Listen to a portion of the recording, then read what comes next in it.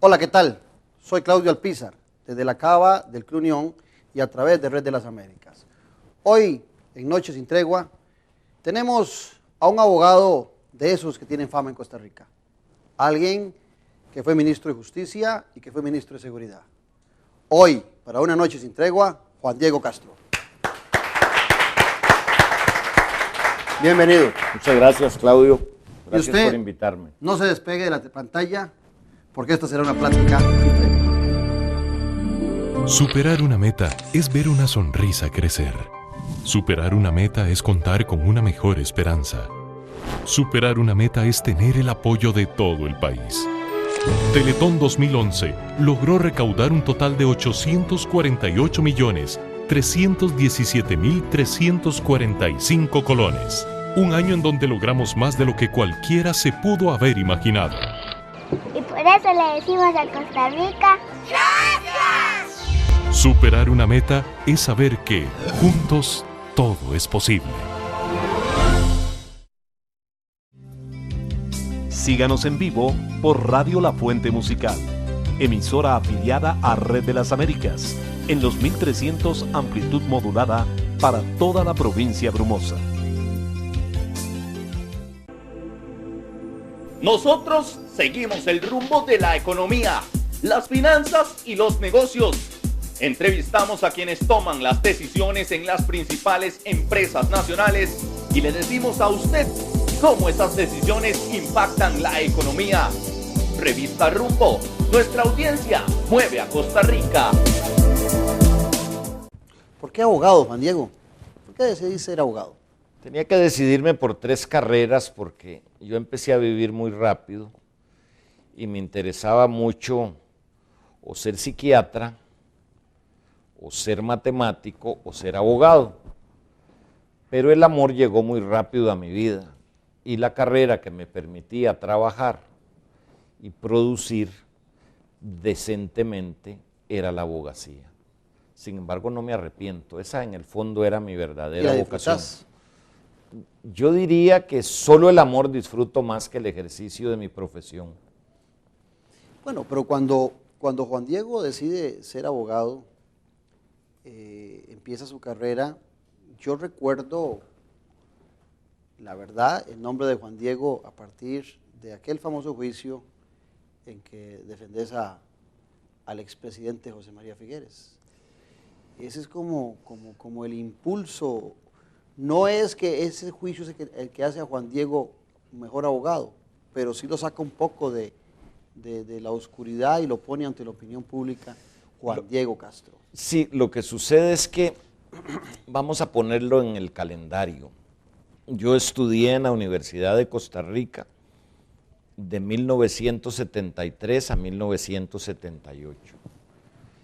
Empecé mi carrera, obviamente, en humanidades y ya tenía una nena de 6 meses de edad. Y yo no había cumplido los 18, todavía tenía 17 y medio. Había salido del colegio nocturno de Cartago por amor y por una actitud que siempre ha prevalecido en un sector de mi familia. Pero cuando terminó la carrera tuve la gran suerte de entrar con un plan de estudio donde salíamos en áreas de especialidad. Entonces teníamos público, internacional, privado y penal. Porque el plan de la facultad en ese tiempo era que salíamos en el último año en el área de énfasis, hacíamos un año de posgrado, la tesis y teníamos la maestría. Yo salí en el 78, me incorporé con todas las cosas que hay que hacer para, ya no es solo terminar los cursos, sino que hay que hacer todas las pruebas y exámenes para graduarse. Y me incorporé el 3 de mayo de 1979. Tengo 33 años de haberme incorporado. En el 82 se anuncia el posgrado que iba a empezar en el 80.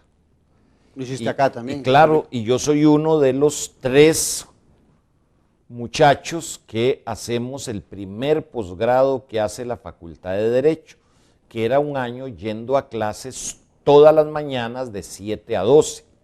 Ahora me hace mucha gracia porque hay doctorados yendo los sábados 3 horas durante un año. Pero bueno, después pasó mucho tiempo. ¿Perdón? ¿Quiénes eran tus otros 2 compañeros? Era un muchacho más joven que yo, que se llama Jaime Garro, que acababa de graduarse, Garro Canesa, hijo de un político famoso de Liberación, don Piquín Garro.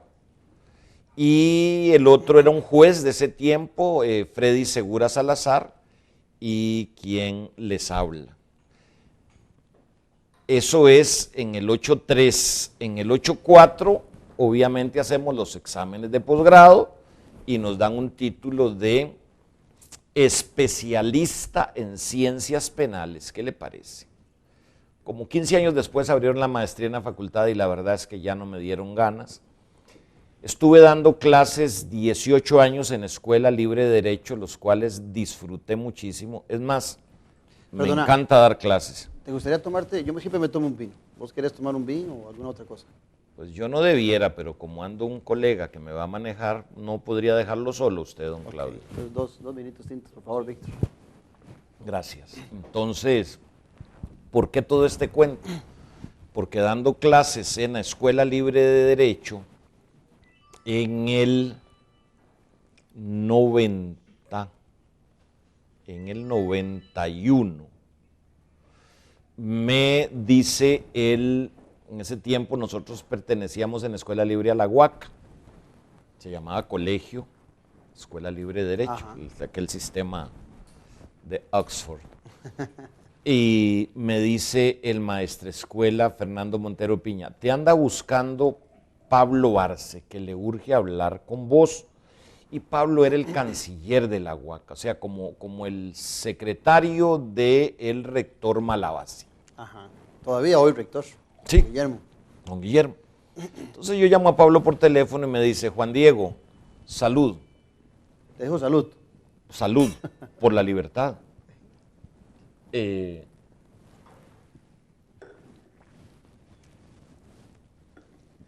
Don Pablo, ¿qué se le ofrece? Me dice, tengo un hermano que se llama Bernardo Arce que le urge reunirse con vos. ¿Era ministro? No, estoy hablándote de la última semana de abril del 91. Lo tengo clarísimo porque eso cambió mi vida. Bernardo Arce llega y me dice, vea Juan Diego, aquí le traigo estas galeras. El libro, el caso Chemis, sin encuadernar, y sin doblar y sin encuadernar, dice. Sí. Fernando Durán se encontró en Imprenta Aguilá donde están haciendo este libro. Y yo sé quiénes lo están haciendo, dice. Hay un grupo detrás de esta gente interesada en hacerle daño a José María. ¿Y usted qué es de José María? No, yo soy el gerente de Fideca, de las empresas del Grupo San Cristóbal. Fuimos compañeros en West Point, soy un poco mayor que José María. Quiero que usted lea esto y me diga si considera que hay delito o no. Está bien, ¿para cuándo lo quiere? Y me dice, no, es que mañana hay una reunión con varios abogados. O sea, tenías que leerte toda esa cantidad de hojas. Pero en realidad no era mucho, eran como, no sé, ¿qué tendría? 120 hojas, pero 120 paginitas. Y yo empecé a leerlo y me acuerdo que necesitaba saber qué delitos eran. Obviamente delitos contra el honor, si era injuria, si era calumnia. Pero yo empecé a leer hasta con cierto desdén, qué aburrido. Yo lo hacía más por Pablo, que era como el jefe de mi jefe. Y cuando empieza aquel chisme terrible... Empieza a calentar y empieza a tomar el gusto. Partiendo de que es falso, por supuesto, era para eso me preguntaban, partiendo de que era falso. Entonces yo le pedí a uno de mis hijos que estaba en la escuela que me prestara 2 lápices de color diferente. No recuerdo los colores, pero puedo decirte que, por ejemplo, las calumnias yo las marcaba de rojo y las injurias de amarillo. Rayé el libro de arriba abajo. Me lo leí, me acosté y dije yo, qué raro esto. Porque cuando yo estuve en la U en generales, me acuerdo que Emilio Piedra había armado un burumbum con el tal caso Chemis y las muertes extrañas, Sí, ya eso era una historia. Eso era una historia 18 años después, Sí, claro. como dicen los periodistas, un refrito. Sí. Bueno, Que tomó vigencia vamos por a las la aspiraciones de José María, José María gracias a la encuesta que pagó Carlos Espinac, que lo motivó a, Ser como candidato. se dice popularmente, a meterse en política. Pienso que José María estaba más dedicado a sus empresas. Sí, me cuentan que era un muchacho que llegaba al balcón verde, se sentaba en las últimas filas, no tenía mucho interés en No ser había sido político, ministro de don Oscar al final en un tipo muy agricultura. chirote. Sí, muy simpático. Entonces voy a una reunión al día siguiente ahí en San Cristóbal, en San Francisco de los Ríos. Me recibe don Bernardo Arce y ahí estaban varios que ya no están en este mundo. Don Hernán Garrón, don Roberto Hidalgo, que sí sigue en este mundo aunque no se ven. Que no se ve. Obviamente don Bernardo Arce, don Mariano Figueres, don Henry Isa El Cuori Jacob, abogado, profesor de la Facultad de Derecho, que ya no está en este mundo, don Fernando Bolio, que también está Que Dios goce. viajando por la eternidad, Mario Soto Altodano, que siguió siendo muchos Y no años conocías después a el ninguno abogado. de ellos vos. No, de vista sí conocía a muchos, don Carlos Manuel Vicente, excelente amigo, El malo Vicente. liberacionista y bien cabreado. ¿Quién más estaba? Me parece Bueno, ¿y que qué había pasó? otra persona. Entonces me acuerdo Vos ibas a dar el informe del libro. que ahí hubo opiniones que iban desde, no le hagan caso a ese libro, nadie le va a hacer caso, por favor, no le den pelota a esa gente. Hasta la mía, que fue un análisis técnico. Señores, ve aquí los principales delitos son esto en la página tal y tal y tal y tal, en esto otra, taca, taca, taca, taca, taca. Es más, yo me acuerdo que yo llegué al bufete cansadísimo porque me había acostado en la madrugada terminando de leer, al final más por curiosidad que por otra cosa, y le dije a mis colegas, ay, perdí el tiempo porque esta gente no va a atreverse a pelear. Mi negocio ha sido mi bufete. Eso es jueves. Viernes me llama Bernardo Arce y me dice, mira, vamos a demandar. ¿Cuántos son tus honorarios? Yo le digo, pues mire, tanto y tanto y tanto. Y me dice, este juicio dura un mes, dice, porque vamos a probar. ¿Y a quién demandaban? Demandábamos a los que escribieron el libro, ¿Pero quiénes eran, los señores Romero, hermanos Romero. Uno de esos era el asesor directo del ministro de Vivienda en el gobierno de don Oscar, el señor Zumbado. Fernando Zumbado. Se probó en la documentación que trabajaba directamente para don Fernando, y según las informaciones de don Bernardo, Fernando Zumbado era el artífice del proyecto del Burumbún Este. Y había muchas cosas, después otros señores coincidieron en que era así con otras personas. Se monta una querella de viernes en la noche a domingo a medianoche. Y don José María no estaba en Costa Rica. ¿Vos no lo conocías? En la vida. Me acuerdo de él un par de veces que tal vez en alguna cuestión pública nos hubiéramos topado, pero no teníamos ninguna relación, ni ninguna amistad, ni enemistad, obviamente. Yo siempre he mantenido y sigo manteniendo un gran cariño y una gran admiración por don Pepe. ¿Y de José María hoy sos amigo? Y de José María siempre he sido su amigo, el amigo leal y franco, el amigo que no se va a callar cuando considera que hay algo que no está claro. A los políticos les cuesta aceptar a los amigos francos. Yo no sé si los aceptan o no, pero eso es problema de los políticos. Ahí fue donde empezó un juicio, donde un grupo tóxico de la nación declaró una guerra terrible de la que yo fui también, y a veces quedan todavía algunas personas que siguen resentidas, digamos que el adalid del movimiento visible era el señor Lafite Fernández Rojas, pero el cerebro era obviamente el señor Ulibarri, que dicho sea de paso, Claudio, qué barbaridad lo que hizo Laura. O sea, el día del aniversario de don Pepe nombró a Ulibarri uno de sus más acérrimos enemigos y enemigo de liberación y del figuerismo como embajador de Costa Rica en la ONU. O sea, doña Laura no tiene fronteras, por favor. Sus lealtades son con la nación, no con el figuerismo. Y Lafite Fernández sí encabezó un movimiento, ahí apareció también otro político que fue compañero mío en Generales, don Federico Malabasi, que fue el que hizo el acta notarial cuando trabajaba con don Fernando Lincoln Galler Esquivel, abogado de la Nación, el 15 de marzo de 1991, donde declara Walter Campos y dice que él vio a José María a disparar contra Chemis. La historia era totalmente diferente.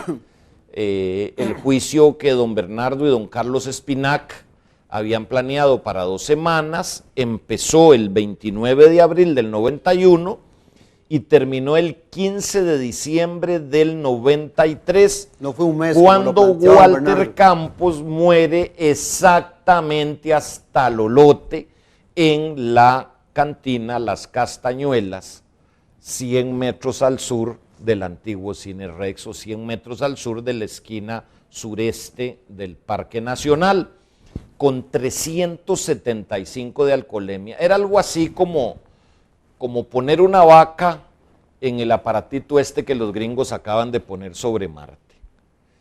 Murió, eso es lo que se llama una alcoholemia comatosa. Yo no podía creerlo. Pero vos ganás el juicio. No, vea qué curioso, Claudio, esa es una sensación, porque la gente pensaba que yo defendía a José María, y no, yo acusaba en nombre de José María a los que lo habían injuriado, calumniado, y entre esos a Walter Campos. Yo gano el juicio contra Walter, pero los otros señores, por cuestiones de criterio del juez, quedaron absueltos. Eran los 2 señores Romero y me parece que otro señor que anda por ahí, no recuerdo el nombre, y Walter Campos, que obviamente, como he dicho, se murió el 15 de diciembre del 91. Yo recuerdo que papá me llamó a la casa en ese tiempo, creo que no habían celulares todavía, o eran unas cosas como de este tamaño, sí, ya me parece que los chicos de Millicom. Es más, me acuerdo que mi nunca bien ponderado enemigo, Antonio Álvarez de Santi, había sido el ministro de Gobernación de Millicom y después, vean qué casualidad, era el abogado de Millicom. Vean, es que a mí todavía la memoria me funciona más o menos. Yo me fui a la morgue y efectivamente ahí estaba el cadáver de una de las personas más dañinas que he conocido yo en mi vida, a todo nivel.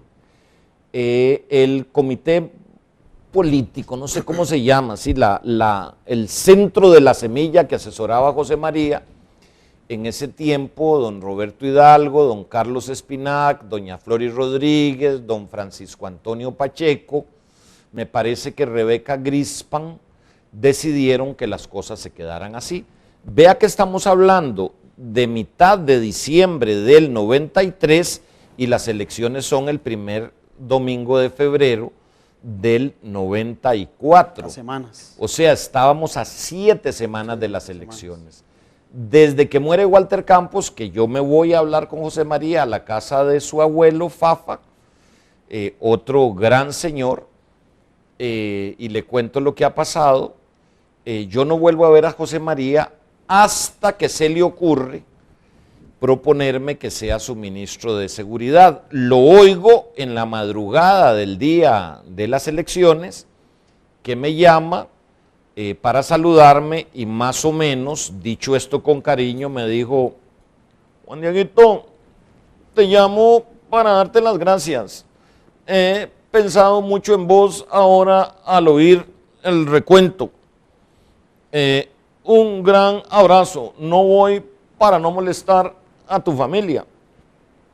Señor, lo felicito, mucha suerte, además de haberle llevado ese bochinche, yo voté por usted. No habías pensado. Pero le pido un favor, no me busque más como abogado. ser abogado político es complicado, se carcajeó y después fue un domingo que me llamó y me dijo que le urgía que fuera a la casa de don Danilo Jiménez, donde él termina viviendo todo su gobierno. Y ahí estaba ese viejo increíble Danilo Jiménez Veiga, don José María, un hijo mío, y tu servidor. Allá en el barrio Toya. En el barrio Toya de la parentela suya, don Claudio. Y me propuso que fuera ministro de Seguridad y yo le dije que no podía aceptar porque yo tenía 7 hijos y no me iba a alcanzar el sueldo. Efectivamente... Ahí aparece la figura de la actual presidenta como subalterna suya, como viceministra de Seguridad. ¿Fue una condición suya o fue una condición de don José María? Es hora de detener la batalla que tenemos en nuestros mares. La pesca indiscriminada y la falta de regulaciones están acabando con una de nuestras mayores riquezas naturales. Necesitamos un mar de firmas para apoyar la pesca responsable, para mantener la vida en el mar. Pensá en las futuras generaciones. Unite a los esfuerzos de FECOP. Necesitamos pescar tu firma. Búscanos en facebook.com/pesca responsable, con el apoyo del MINAET. Hay un tiempo para cada propósito.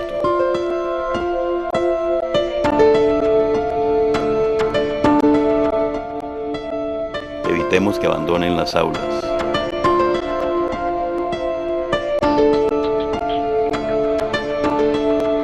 Para más información, www.mtss.go.cr.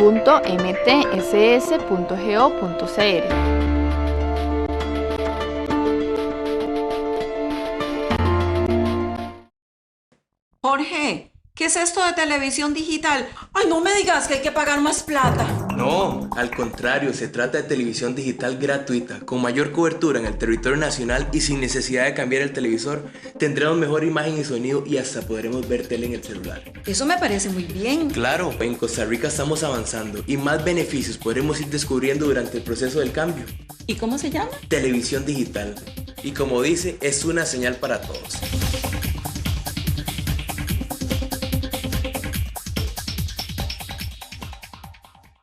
Universidad del Valle, la U especializada en las carreras con mayor demanda laboral. Si tu anhelo es un título profesional reconocido por el CONESUB, en la UBA, la U especialista en Administración Gerencial, Informática, Ingeniería Industrial, Derecho y Psicología, contás con todo lo necesario y una atención personalizada. Laboratorios, modernos programas de estudio, seguridad, parqueos, agradable ambiente y una excelente ubicación en Barrio Los Yoses. UBA, especialistas en las carreras con mayor demanda laboral. Ahí aparece la figura de la actual presidenta como subalterna suya, como viceministra de Seguridad. ¿Fue una condición suya o fue una condición de don José María? No, fue una de esas trampas de mi destino. ¿De mi sino? De mi destino. Ah, ok. Vea que yo acepto ser ministro de Seguridad por 3 razones. Número 1, porque era un muchacho de 39 años muy vanidoso. Con los años uno va perdiendo la vanidad porque no hay más remedio. Y todos los políticos en este país, Claudio, son vanidosos. Yo los pondría como los quebrados. Todos tienen el mismo denominador, vanidad, vanidad, vanidad. Y tenemos vanidad sobre vanidad. Gente pura. Gente rica que lo que quiere es que le digan señor ministro, sí, ministro. Ya cumplió, o señor embajador. Ya cumplió sus metas, es más, dinero. Ni necesita el sueldo. No tiene problemas. Pagaría por ese puesto. No tiene problemas si quiere problemas en la política. Segundo, dentro del grupo que yo me ubico, que es sobre vanidad, idealistas o locos, o las dos cosas. Creemos que las cosas pueden cambiar, que se puede hacer al gobierno. Y hay otros que son peligrosísimos. Pillos sobre vanidad, que también los hay. Y las otras 2 razones eran muy sencillas. La gran reforma penal y procesal penal, el sueño de mi vida, que Antonio Álvarez echó a perder porque no tuvo la inteligencia ni la fuerza para aprobar las reformas que le dio el gobierno. Eso era cuando ustedes dos eran compañeros, digamos, de gobierno, él en la Asamblea Legislativa. No, yo he tenido malos compañeros, pero Antonio no lo he tenido de nada. Bueno, él era el presidente de la Asamblea. Pero coincidieron en ese momento. Desafortunadamente sí. Sí, y ¿sabe por qué está tan bravo Antonio todavía conmigo? Y ahora tiene que enojarse más porque le ha ido un poco furris. Y es que cuando iba a empezar la parte oral del juicio por el libro El caso Chemis, yo le digo a don José María... ¿A usted como que los libros lo siguen? Porque después el libro de la bicicleta lo lleva a otro juicio. Es que el libro de la bicicleta es de fantasía, o sea, por lo menos el libro El caso Chemis era una mentira bien escrita, pero el de la bicicleta es una mentira mal escrita, sin gracia, con una campaña de mercadeo, una carátula lindísima, pero qué cosa más aburrida. Bueno, mire, pero ve el libro de José María. Vea qué curioso. Después de 91, 92, 2 años y medio de combate, viene la parte oral. Y le digo yo a don José María, a Floris Rodríguez y me parece que a Carlos Espinac, que ellos siempre eran los que mandaban. Vean, señores y señora, yo tengo un problema. En las pequeñas audiencias a las que hemos ido contra esta gente... Hasta hace unos días mandaban también, en la actualidad. ¿Quién sabe? Yo creo que don Carlos Espinac todavía manda. Sí. Pero, bueno, en las audiencias chiquitillas que hemos tenido, los adversarios se ponen muy violentos, muy agresivos, y yo tengo que desdoblarme de ser un abogado serio en el estrado y tirarme al zaguán a ser un pachuco. Es muy difícil mantener esos dos roles en un juicio de 4 semanas, en donde voy a tener 7, 8 personas vociferando dentro y fuera del estrado. Aparte de que es agotador, no es bueno. Yo necesito a un abogado político que gane el pleito del zaguán, donde va a estar la prensa. ¿Y a quién propones? No, yo no propongo a nadie, porque eso es otra escogencia que ustedes deben hacer. Como a los 3 o 4 días, en la reunión que teníamos, me dicen, mira, te tenemos 2 candidatos, Farida Yales o Antonio Álvarez. Y entonces yo respondí, no, Toño no por culindingo, tiene que ser Farid por sangre chancho. Y no me acordaba que Flori estaba emparentada con un hermano, con la hermana de Antonio, el famoso Tico Lindo, y ahí obviamente al hombre le contaron hasta que se sacó el clavo con una de las censuras más ridículas que ha visto en la historia de este país. Gracias, Víctor. Ese es un poco de cuentos absolutamente ciertos. Pero en esa época, cuando llegas al ministerio, te echas varios enemigos. Yo no me los echo, Claudio, yo me los topo. El estilo de Juan Diego es confrontativo, es directo.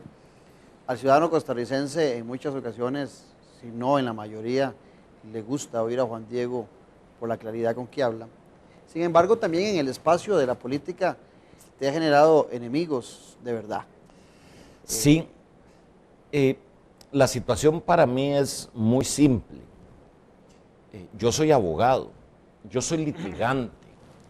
Yo no soy de esos abogados que van a hacer mandaditos o que hacen escrituras. Tienes pasión. Yo respeto a esos colegas dichosos porque no se estresan y ganan 10 veces más que yo. No, yo soy litigante. Yo voy a los estrados a convencer un tribunal con mis tesis, con mis pruebas y con toda mi experiencia y mis conocimientos. Es muy diferente ser un abogado que tuvo la suerte de casarse con una multimillonaria, que tuvo la suerte de ligar clientes buenos y hacerse empresario, pero de abogado tiene nada más que el carnet.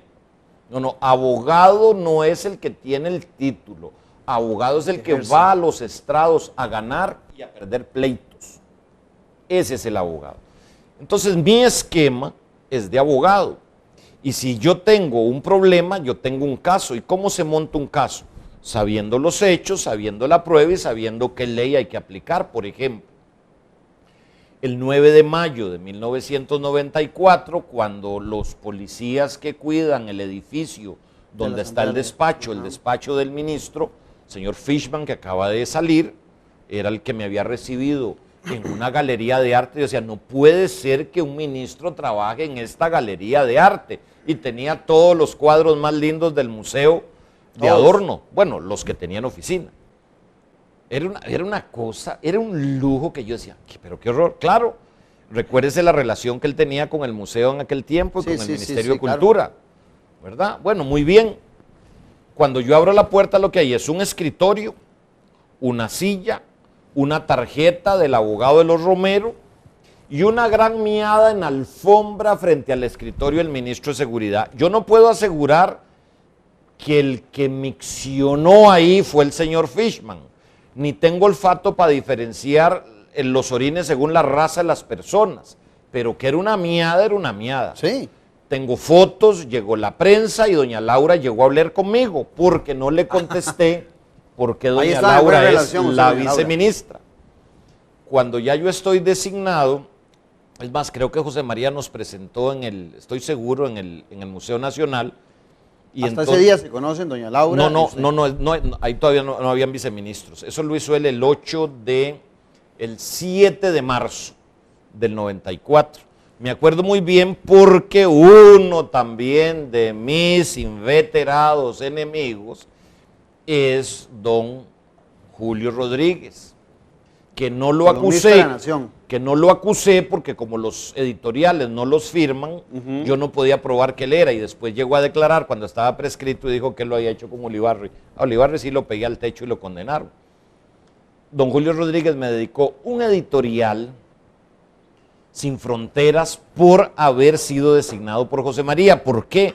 Porque yo demostré en el juicio del caso Chemis que La Nación estaba metida hasta la coronilla moviendo todo eso. Entonces La Nación estaba de parte de los que querían sacar a don José María pero Figueres de juego. totalmente. Lo que desquició a la gente de La Nación, empezando por Ulibarri, es que ellos tenían el plan más bonito. El 1 de mayo iban a sacar en uno de esos folletos que sacan, como lo que sacan ahora de los avisos económicos, el libro completo, el caso Chemis. La Nación iba a tirar, no sé si eran 100,000 ejemplares, y con eso acababan con el figuerismo de raíz. No tomaron en cuenta que el 29 de abril presentamos la querella y la Sala Tercera, aplicando la ley, ordenó que no saliera el libro. Y lo decomisaron. Después hubo presión y no sé qué, y la Sala Tercera aflojó y lo entregó, y los señores estos lo vendían ahí por las calles. Pero después... Pero La Nación no se atrevió, Claudio, a publicarlo. No se atrevieron nunca. Se olieron seguro el resultado. Les venía. Vea cómo es que el juicio dura un mes y todos los días La Nación publicó una página. Y ese es el único juicio, a pesar de que fue en octubre y noviembre del 93, que se transmitió completo, en blanco y negro, completo. Yo recuerdo. ¿Y cuánto tiempo después ya en la administración de don José María estuvo Juan Diego de ministro de Seguridad? Yo entré con el gobierno y se nos queda el tema del nombramiento de la señora presidenta por tercera vez, pero bueno, déjeme contarle. En ese mismo espacio. Don José María me llama y me dice, mira, me pidió Rafa Chinchilla que nombráramos a Laurita. Dice, Laurita viene de estar estudiando en Estados Unidos 9 años, una maestría, y es experta en temas de seguridad ciudadana. Le digo, señor, puede traer 4 maestrías, pero yo lo que ocupo es un policía. Que yo no soy policía, yo soy solo abogado. Me dice, no, pongamos 2. A un señor Chipsen, que era policía, y a Laura para que se encargara de la escuela de policía, nada más, era su proyecto. Y José María se embarcó y yo me embarqué, y Laura llegaba 2 o 3 veces por semana. Una de esas era los jueves a mediodía, y Julio Rodríguez siempre llegaba a almorzar con ella. De ahí salía toda la información para que La Nación hiciera más de 450 publicaciones diferentes en mi contra. Pero eso ya era por otro asunto, ya era una factura por lo del libro. Era una factura por lo del libro, era una factura por temor, era una factura de los sectores. Pero Juan Diego Castro gana ese pleito contra La Nación también. Yo demando a Ulibarri, demando a Ronald Moya y demando a otro muchacho cuyo nombre no quiero repetir, porque él fue embarcado por Ulibarri y Ronald Moya. Yo le ofrecí que se saliera y me dijo, si me salgo me echan, así es que no me salgo.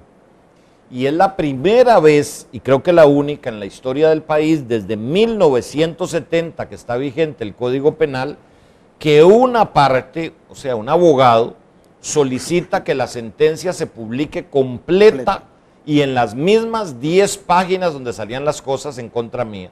Y La Nación tuvo que publicar chillando la sentencia en las 10 primeras páginas. Pero recientemente he visto algunos pronunciamientos suyos en La Nación. ¿Hay un acercamiento para que Juan Diego Castro pueda escribir en La Nación? ¿O? Espero escribir más. Pero vea qué curioso. Entre los muchos sinsabores, menos amargos que esta rica aceituna, que me ha tocado vivir en estos años, después de la muerte de mi padre, tenía que aparecer la perversa figura de Antonio Álvarez para que metiera sus sucias manos en la tragedia familiar que soportamos un sector de mi familia, obviamente, contra otro sector o defendiéndonos de otro sector. Y vea qué curioso, porque en La Nación, oiga lo que voy a decir, hay gente que me tiene cariño y que me tiene respeto y yo de igual manera. Y la salida de Ulibarri fue muy importante para el periódico. A veces uno ve que hay momentos, de repente otra vez, porque La Nación no es monolítica, es insular. No, sí. Hay gente que quiere verla como monolítica. No, jamás, es insular. Vea que en mi libro amarillo, que se llama Los embusteros de la mala fe, yo digo lo que le estoy diciendo aquí, eso desde el 2000. Hay que ver a La Nación como lo que es, no es simplemente un periódico, es un emporio económico, es un banco, es un negocio, es un partido político, es un movimiento ideológico, pero son varias islas.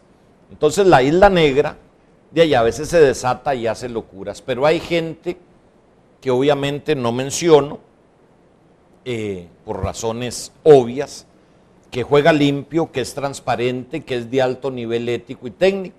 Y cuando tuve que responder los ataques propiciados por Antonio Álvarez de Santi y por el abogado Ricardo Allen, no me quitaron ni una letra de mis derechos de respuesta. Y salían en el segundo día de que yo los mandaba. Eso me satisfizo mucho. También publiqué antes de esto, contra el abogado Ricardo Allen, un artículo que tuvo un impacto importante en el foro, que se llamaba Más allá de la toga, donde yo planteaba que los abogados particulares que defienden narcotraficantes estafan al cliente porque sabe que lo van a condenar a 25 años, le cobran muchos, miles, decenas, cientos de miles de dólares y además convierten la toga en un sayo. ¿Por qué? Porque están más allá de sus deberes. Bueno, vos has criticado con mucha fuerza a nuestro Poder Judicial. Me llama a mí la atención porque normalmente el costarricense ha centrado mucho sus baterías de ataque sobre el Poder Ejecutivo y sobre la Asamblea Legislativa. Y tal vez uno que otro se ha quejado de lo que pasa en nuestro Poder Judicial. Pero Juan Diego Castro ha sido duro con los magistrados, ha sido duro con la administración de la justicia en Costa Rica. A mí me ha endurecido la injusticia del Poder Judicial.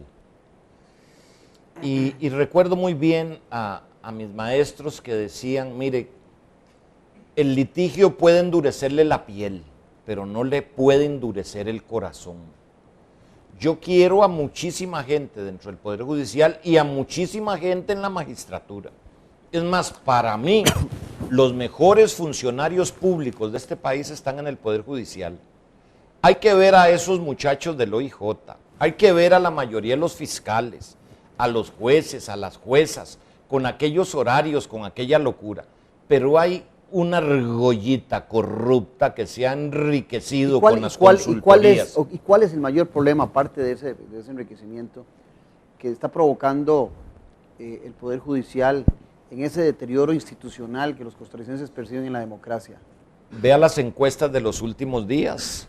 La opinión favorable para el Poder Judicial es la primera vez que baja del 50%, o sea, se vino abajo. Yo, para responderle de manera muy concreta, el gran problema del Poder Judicial se llama Luis Paulino Mora. Luis Paulino Mora es como el tapón de una olla mágica. aquello es un hervidero, aquello tiene que estallar. Y la única manera que salga lo que tiene que salir de ahí, que está mal, es quitando el tapón. Don Luis Paulino tiene que irse para la casa. Sí, ya es suficiente, ya es suficiente. Es feudal su capricho. Él es un caballero. Él es una persona correcta. Pero no... ¿Pero cuál es su mayor defecto entonces? Estar en el poder. O sea, tiene que darle chance a las nuevas generaciones para que hayan cambios en el Poder Judicial, para que se abra una perspectiva. ¿Cuáles son los cambios que se ocupan en el Poder Judicial? El Poder Judicial tiene que ser democratizado. Para empezar, la Sala Cuarta tiene que salir del Poder Judicial. Es anormal que el presidente de la Corte sea la figura más poderosa del país si queremos seguir viviendo en un régimen presidencialista. ¿Y dónde colocamos a la Sala Cuarta? Oiga, pero en este país una cosa dice la Constitución y otra la práctica. Aquí vivimos en un régimen judicialista. En este país el que manda es Luis Paulino Mora. Vea, presidente de la Corte, magistrado de la Sala Constitucional, presidente del Consejo Superior Judicial. Él firma hasta los nombramientos de una suplente, de una juez suplente por un día. Él decide todo eso. Pero además de esto tiene la Policía Judicial, los laboratorios forenses y la defensa pública. Es malo para la República que haya alguien más poderoso que el presidente. La Sala Cuarta, como en Francia, como en España, fuera de todos los poderes, como el Consejo de Estado francés, como el Tribunal Constitucional, y los nombra. ¿Y cómo escogemos los magistrados? A través de la Asamblea, a mí en eso no me da problema. ¿La Asamblea Legislativa? Sí, pero que no estén en la Corte. ¿Por qué? Porque hay una interacción malsana. Segundo, el Ministerio Público... ¿Por qué nadie plantea? Yo veo a varios precandidatos de todos los partidos y nunca he visto a ninguno que plantee esto que usted plantea. El país hace esfuerzos por mejorar la calidad de los combustibles. Limpia tu huella cuando te movilizas. Use combustibles alternos como gas licuado de petróleo. Es más barato y reduce las emisiones contaminantes al ambiente. Al pasar de combustibles líquidos a gas como GLP, reduce hasta en un 16% la contaminación en el aire y hasta en un 30% los gastos de operación y mantenimiento. Reduzca las emisiones y recuerda, cada acción cuenta. Ahora Red de las Américas se encuentra en Cable Santos en el canal 67. Cable Santos se ubica en Guayabo de Mora, Acosta, parte sur de Acerrí, distrito de Corralillo de Cartago, León Cortés, Tarrazú y Dota. Para suscripciones, llámenos al 2546-2525. Me encanta correr. De niño, era el más rápido de la escuela. Siempre le ganaba a todos. Pero mis primeras tenis no eran tan buenas. Ahora tengo todo lo que quiero. Y las mejores tenis. Esas que me hacen volar. Pero con el tráfico de drogas, nunca estarás libre. Si no te atrapa la policía, te atrapan los narcos. Si le apostás a lo ilegal, lo perdés todo. No te la jugues. Revista Voz, porque pensamos en vos. Alimentación y nutrición, salud y bienestar. Revista Voz. Deporte y recreación, estética y belleza, actualidad y ocio. Consejos brindados por los mejores especialistas para que tengas una vida óptima y llena de salud. Una revista por y para vos. Revista Voz. Suscríbete al 2245-4908. Escríbenos a info@revistavoz.co.cr. Revista Voz. Universidad del Valle, la U especializada en las carreras con mayor demanda laboral. Si tu anhelo es un título profesional reconocido por el CONESUB, en la UBA, la U especialista en Administración Gerencial, Informática, Ingeniería Industrial, Derecho y Psicología, contás con todo lo necesario y una atención personalizada. Laboratorios, modernos programas de estudio, seguridad, parqueos, agradable ambiente y una excelente ubicación en Barrio Los Yoses. UBA, especialistas en las carreras con mayor demanda laboral. ¿Hay algún interés de que siga funcionando la Sala Cuarta como lo que está funcionando hoy en día? Claro, es que en este país, don Claudio, ve, haga los números. Hay 101 políticos al mando, 57 en la Asamblea, 22 magistrados y el resto ministros, presidenta y vicepresidentes. Hay 101 políticos al mando. Están absolutamente interconectados. Vea las relaciones que tienen entre ellos. Es muy difícil que esto funcione. Entonces nadie quiere entrarle a las reformas urgentes para que la democracia crezca. La Corte tiene que dedicarse a lo judicial, la defensa pública tiene que irse a la Defensoría de los Habitantes. Ese es su espacio estructural lógico. El Ministerio Público tiene que estar fuera como la Contraloría General de la República, junto con la Policía Judicial, hasta que logremos ir construyendo una sola Policía Nacional. Somos un país muy pequeño. Eso es descentralizar el poder judicial. Totalmente, darle el lugar que le corresponde, pero hay otra cosa, los laboratorios forenses y el Departamento de Medicina Legal tienen como jefe al jefe de la Policía Judicial. ¿Qué va a saber Jorge Rojas, por decir un nombre, de medicina legal o de biología forense o de planimetría o de auditoría forense? Esos laboratorios tienen que estar fuera completamente del Ministerio Público y del Poder Judicial. ¿Dónde? Al mando del Consejo Nacional de Rectores. ¿Por qué? Por la pureza. Cuando eso se dé en el Poder Judicial y el Consejo Superior del Poder Judicial no sea presidido por el presidente de la Corte y la sociedad civil tenga participación en la elección de jueces y en la administración del Poder Judicial, usted se va a dar cuenta que las cosas empiezan a cambiar. ¿Y eso por qué no lo hace Juan Diego Castro? Ahí vi yo en algún momento una encuesta en el periódico La República donde se anunciaba a Juan Diego, se medía a Juan Diego Castro como posible precandidato, inclusive lo ubicaban en Liberación Nacional. ¿Ha pensado Juan Diego alguna vez? Porque inclusive también a los que tenemos Facebook encontramos con frecuencia algunas páginas que dicen Juan Diego Castro presidente. Esas son montadas por el gobierno y por uno de los achichincles del gobierno para perjudicarme, si no tiene nada que ver conmigo. Esa es una página montada para que cuando esté grande ponerme a decir barbaridades. Esa página no es mía, no. Mi página, ¿verdad? Que vea qué curioso. Me dijo la muchacha que me ayuda con eso, pasó de 10,000 seguidores sin robots. Ajá. Y vea Tico Lindo, no va ni por 5,000 y con la platilla que gasta. Yo tengo mi blog también, soy muy crítico, digo las cosas de frente. ¿Y sos vos el que escribe? Y soy yo el que escribo, yo hago mis comentarios y tengo mi Twitter. Un día de estos dije en Twitter algo que provocó un virus terrible, 30,000 personas. Me divierte mucho. Bueno, primero, soy un apasionado de la informática jurídica desde hace 20 años. Aquí te veo con tu iPad. Solo mi esposa me entretiene más y me quiere más que este aparato. Pero bueno, espero que siga siendo así. Sí. Me va a ser muy aburrido estar solo con el aparato. Vea qué curioso. Yo dije, andaba con mis colegas en San Carlos y cuando vi el alboroto de esta muchacha Karina, que además hizo un video sin gracia, o sea, mi esposa, que es una muñequita, me manda un video así, yo me enojo, porque le faltó achote, le faltó pasión. Era un video como de una carajilla de 12 años, obviamente con cuerpo de una muchacha guapa.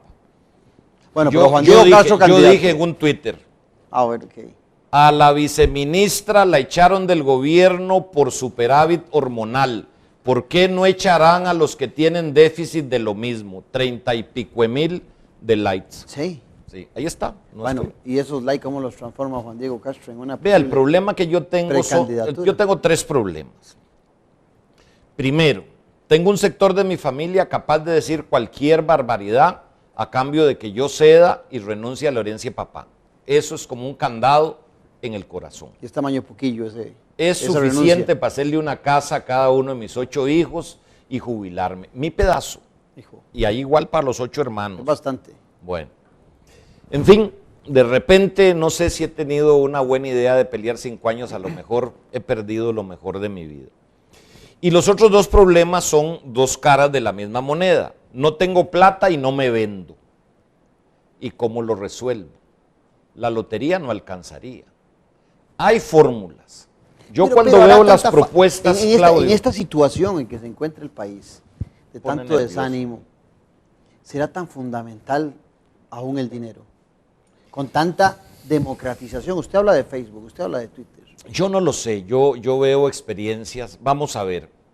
Se democratizó la información. Sí, ¿Y por qué tanto? No, el problema es este, tal vez es un prurito injustificado de mi parte. cuando aquí hay gente que dice que tiene 10 millones de dólares para la campaña, y cuando usted ve que... Pero no estarán asustando con la escopeta vacía. Y no lo sé, no, es que es gente que sí los puede conseguir. Y entonces se valen de... Nuestra sociedad está montada en un carrusel diabólico, o un carrusel perverso.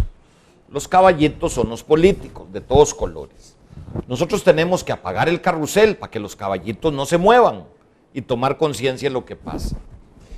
Me parece que tampoco pueden estar tan tranquilos los políticos, la clase política, porque de repente se prende la chispa y el problema no es de plata. Bueno, en Sudamérica ha pasado mucho eso. Vea cómo se ha ido tejiendo una ley, que es otra de las leyes más nefastas de este país, que es el Código Electoral, que va montando ahí una estructura rígida que está controlada. Cuando ese código cambie con una sola reforma, en donde diga, por ejemplo, que los diputados y los regidores municipales se eligen por listas y que a la par del nombre va la bandera del partido, aquí se desgranó la cosa. ¿Por qué votamos a los borregos en las dos vías? Por el acto que nos ponen y nos llevan como un acto. Ahí están los notables pensando en eso, en estos días los he oído. Y bueno, ahí hay muy buena gente, amigos que yo quiero mucho, y va a pasar algo notable, no va a pasar nada.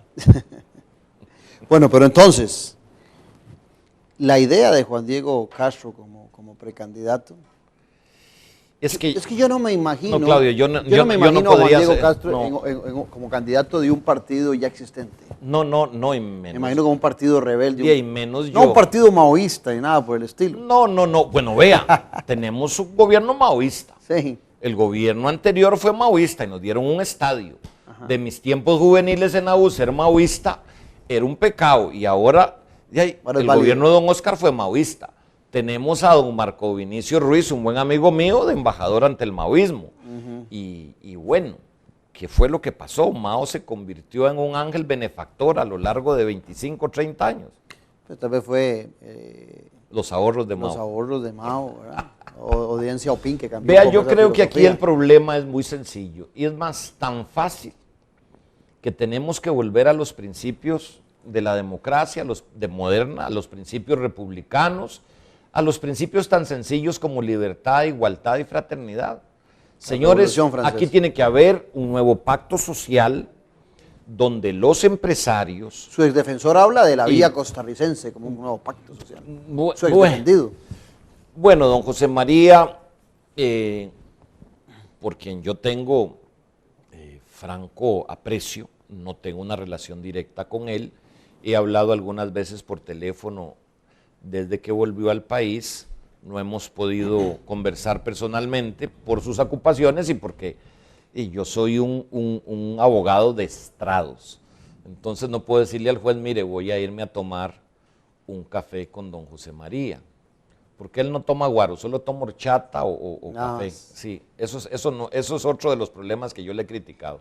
Una vez nos vimos en una celebración y lo que había era horchata para los embajadores y para todo el mundo. Sí.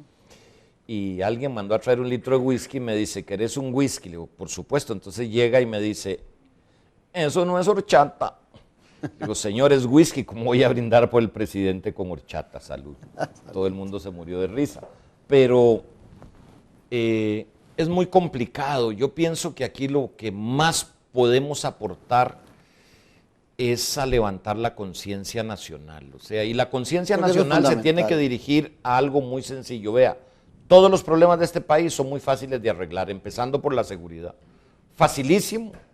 Si son pero me da la impresión de que mil delincuentes los que hacen daño. Vos tenés muchas soluciones, pero hay que llevarlas a la práctica. ¿Y cómo? ¿Cómo? Usted es el politólogo, Claudio. Es más, yo me apunto, es facilísimo. Ve, y con una gran ventaja, así como no me vendo y no tengo plata, tampoco cobro. Eso es bueno. No cobro, si hay un equipo. Y este es un país que se habla mucho de equipos. No, un equipo no es una argolla. Un equipo no son unos chavalos que ponen un poco de plata para poner un títere o una títere. ¿Se dice una títera? No sé, ahora se deforma tanto el idioma que ya no sabe ni cómo hablar. No se trata de ser ventríloco. Yo puedo hablar solito. Si hay un equipo de gente que dice, esta es la ruta, porque el problema no es de vía, porque ya las vías están puestas, el problema es cuál es la ruta, por dónde va a ir el coche del progreso. Es que el país está necesitado de gente que haga cosas, no que nos diga más diagnóstico. Pero no estaremos interesados todos los costarricenses en que pase algo. No, pero ninguna sociedad en general está al 100% decidida a hacer algo. Siempre hay cabezas directoras, gente que está pensando, que son los que son la punta de lanza para un buen movimiento. Yo donde veo el esfuerzo del ministro Garnier, y en eso tengo que reconocer que el gobierno ha hecho algunas cosas buenas con algunas de sus fichas. Por ejemplo, en seguridad se ha avanzado mucho. Mucho que no es lo que hay que hacer, pero se ha avanzado. Desde el momento que quitaron a Tijerino, aquello era una locura. Bueno. No, desde el momento que quitaron a Tijerino. ¿Reconoce usted al gobierno de Sí. doña Entró Laura? Mario, entró don Celso, entró Walter Navarro.